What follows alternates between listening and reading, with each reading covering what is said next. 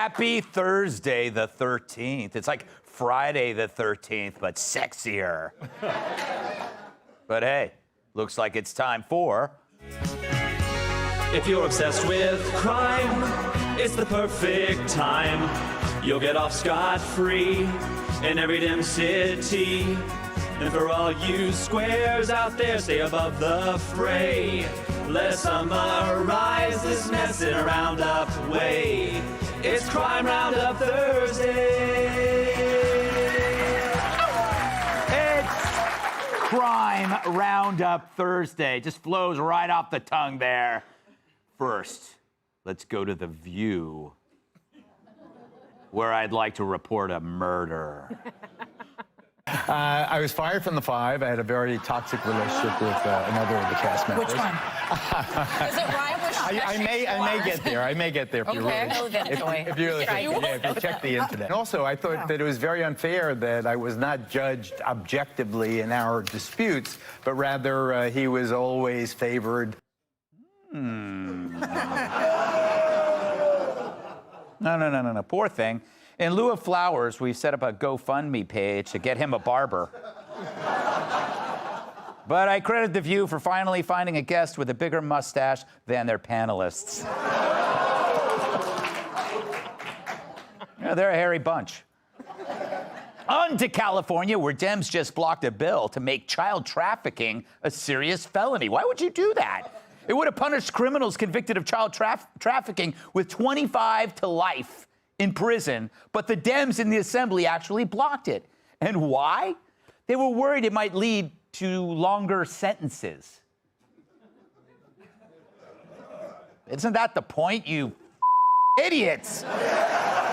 You want a dumb sentence? You dumb pedophile supporting, child mutilating, criminal ass kissing, overtaxing, morally bankrupt, drug addicts, street poopers. You are putting innocent children in danger. Tell us how you really feel. I gotta calm down. Now, let's go to NYC, where Manhattan DA and human hot pocket Alvin Bragg admits even his policies put his own children in danger. I know the statistics that transit crime is down, but when one of my family members gets on the train, I too get a knot in my stomach. Oh, he's got a knot in his stomach. You should be grateful it's not a bullet. He's putting his own kids in danger to support a destructive ideology. That is some dad. If anyone deserves to be mugged by reality, it's him.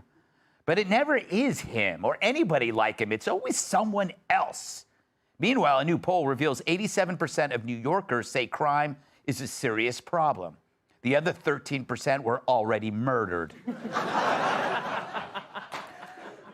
But they're not waiting around for help anymore. 40% are buying security systems, firearms, tasers, pepper spray, and signing up for self-defense classes. And some are dressing like this to ward off attackers. But talk about a lose-lose. If they're unsuccessfully defending themselves, they die. And if they win, they're going to go to jail for manslaughter. And you can guess who New York City Mayor Eric Adams blames for all this. Here's a hint. Not Eric Adams. He says crime itself isn't a problem. The fact that you know about the crime is. Because unless you've already been murdered, you probably start your day picking up the news. They start their day picking up the news, the morning papers. They sit down and they see some of the most horrific events that may happen throughout the previous day. It plays on your psyche. First of all, the morning paper? What is this? 1977?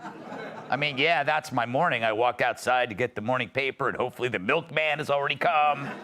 Then I go back inside and I churn my butter. But it's our fault for reading the stories. No, dude, it's not like crime reporting is a brand new idea from the 2020s. It was there under Bloomberg and Giuliani. There was just less of it because there was less crime.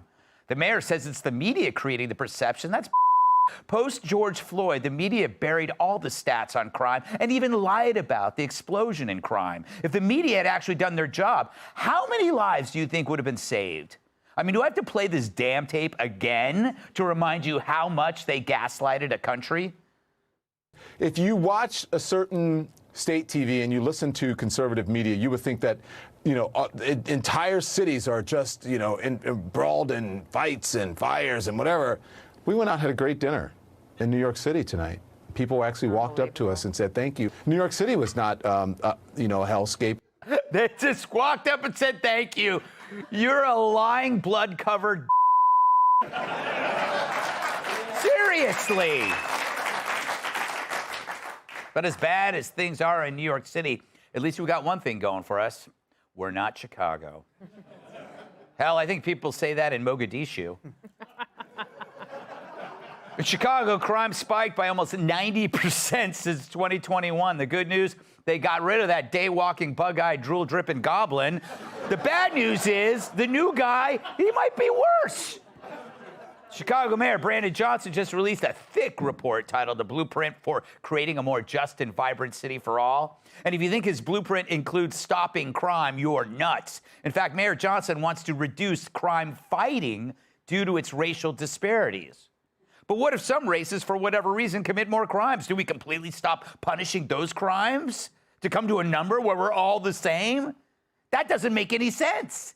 And they say rampant crime is caused by over-policing, but crime skyrocketed when the police were defunded, just as we predicted. And yet they lie, and the media continues to let them lie.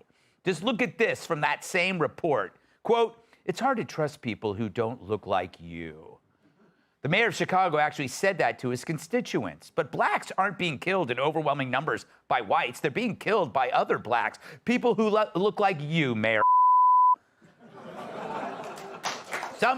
Someone's got to speak up for these victims, because pretty soon we're going to run out of them. Let's welcome tonight's guests. She moonlights as a Keebler elf, co-host of America's Newsroom and the 5 Data Perino. You might recognize him from the cover of White Privilege magazine. Fox News contributor Tom Shalhoub. He hates hecklers because they usually have better material. Comedian Joe DeVito. And finally, she's like a Post-it note, small, thin, and sticks to most surfaces. Fox News contributor Kat Tip. Double there. Hi, Dana. How you doing? Great. How are you? I am fantastic. Do you care to comment about this morning's episode of The View? Or shall we just ignore it like a piece of filth drifting down the sidewalk? No need to punch down. Yeah, why shall we punch down? We shall not. Although I do it every day. That's how I get my exercise, punching down. Can I say that Geraldo not being comfortable with on-air friction? This was a show. Do you remember his syndicated show? Yes! He'd be like, my next guest is a black guy and a Klansman. Yeah! Let's see what happens Let's now. see what happens. Yeah, he did not in any way contribute to the downfall of our society. So, I mean, this guy makes Jerry Springer look like the Algonquin table. What do you make of these excuses that these politicians are making? A lot of politicians will always blame the media, right? And I think it's just so despicable. It's not true. And now you can blame the media for being biased about things. And you can also blame the media for ignoring a story. So for example, and maybe we'll talk about it here, but the Hunter Biden story, the media has been very curiously, intellectually uncurious about this whole thing.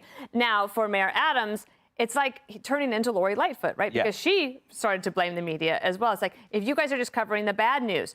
And I know politicians get frustrated. Biden's frustrated because he's saying, guys, don't you see that price of eggs are down? Why don't you think the economy is so much better? Mayor Adams said, I don't want people, my job is to make people feel different than how they feel. But people feel how they feel because of everything that's around them. It's not just what they see on the news, it's their lived experience. Yeah. And I think the other thing that's happening in New York and maybe in other cities as well, these fine folks could tell us, is that you see what's happening in the media, then you walk across Times Square 3 times, as I did the other night, and it was shocking. Yeah. It's just so embarrassing for the city. And then you find out that in the morning at 10 a.m., there's a guy with a knife threatening people in Times Square. Yes, and it wasn't Paul Hogan. That wasn't Fox News' fault that they covered. It's not the New York Post fault that they covered. It's them for not doing something, especially because on the recurrent robberies, we know it's 500 people or fewer. Yeah. So arrest them, prosecute them, deal with the issue. Yeah, Tom, as a white-collar criminal, you're probably relieved that all this other violence is happening. That's true. I think these cities, New York City and our other cities, are becoming kind of ungovernable, and people are starting to think, oh, we can't go back. We can, because it isn't as bad as it was when I first moved here to New York. But you know what happened then? In the early 90s, we had the Guardian Angels. You remember Curtis Sliwa? Of course. And this is when citizens were taking vigilante action, and they weren't walking around with weapons. They just went in and they were Guardian Angels. I would love to join the Guardian Angels, not because I'm tough, but because I look great in a beret. But you and Monica Lewinsky. Yeah. So true. Yeah. It's so true. But when citizens started doing that, it was like the politicians didn't like it then either. Yeah. And the police didn't like it. The chief of police at the time, they didn't like the Guardian Angels, and the politicians didn't like the Guardian Angels. Why? Because it was an embarrassment, because citizens were having to protect themselves. But what that did, seeing those Guardian Angels made New Yorkers wake up, and they said, you know what? Why aren't our politicians able to handle this? And we elected Giuliani, we had Chief Bratton, and we changed things. So things can go back. It's just that people have to be motivated, so maybe we need the Guardian Angels once again. That's a terrible...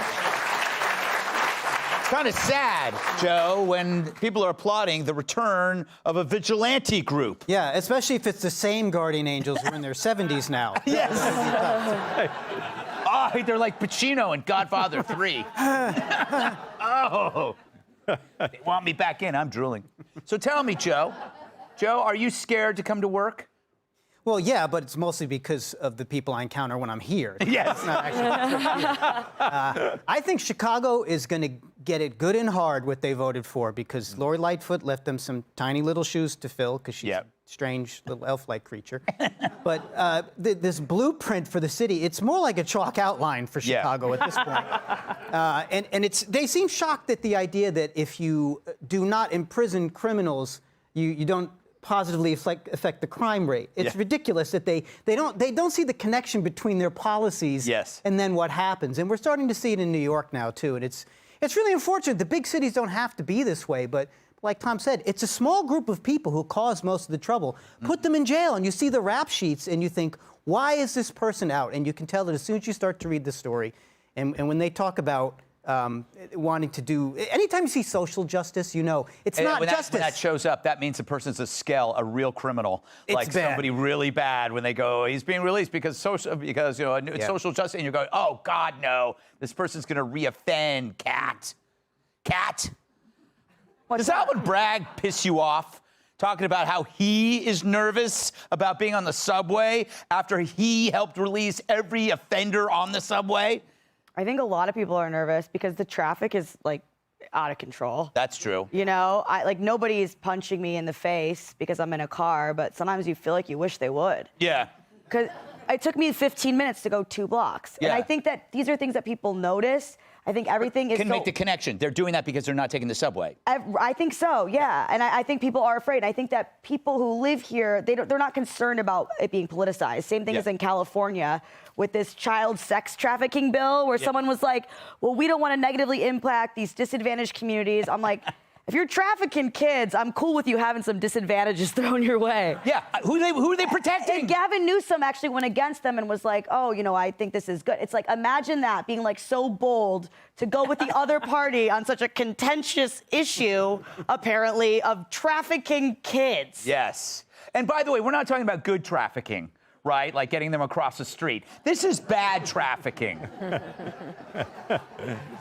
Hey, Sean Hannity here. Hey, click here to subscribe to Fox News YouTube page and catch our hottest interviews and most compelling analysis. You will not get it anywhere else.